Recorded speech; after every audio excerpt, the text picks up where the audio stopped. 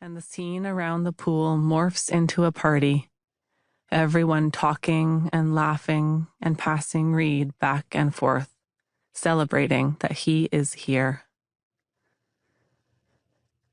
Eventually, the guests fade away. When the sun finally sets and just the two of us are left, sitting side by side, I sense that it's nearly time for him to go. I don't want to move, fearing that the tiniest shift will erase him from my presence. So we sit under the glow of the full moon rising above, and our breath paints the air before us. I marvel at how such a simple moment can bring me such joy. I am only sitting in the cold of the night with my son at my side, but he is breathing. "Where have you been?" I ask. "I've been right here." The words come from him, but he doesn't so much speak them to me as into me, and his hand moves to rest over his heart. "I've been near you this whole time. Do you know how much I love you?" I brush his hair up off his forehead. A smile spreads across his face, revealing a single dimple on his left cheek, like mine. I never know when I'll sense Reed's presence. It isn't in a toothbrush left behind or a frequently worn item of clothing. It's in the absences that I feel him most. It's everywhere that I had imagined he'd one day be. For me, he is more than his body. I knew the soul, not the flesh. When I look at photos of him, I miss him, but not in the same way I miss him when I look at photos of myself pregnant. He is a feeling.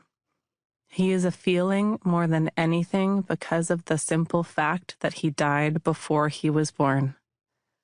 Because he was stillborn. He is not defined by this, but the definition matters. I was meant to be his portal, the one that would lead him from his world into ours, but he left for another world, one altogether foreign to me. His life was supposed to start with his birth, but I have learned that his story began long before then, just as I have learned that it will continue long after. They were gifts, his life and his death. I never really lived before either.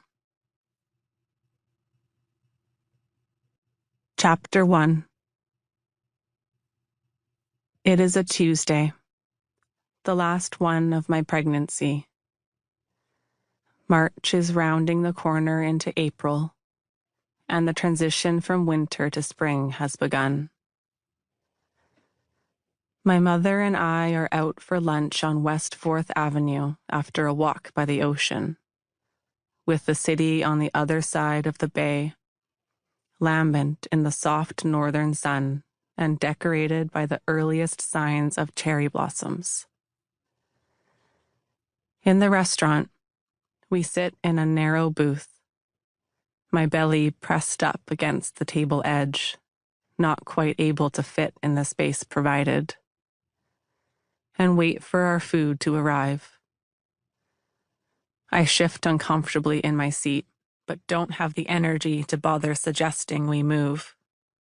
My mother has two speeds, racehorse fast or complete standstill. There is no in-between.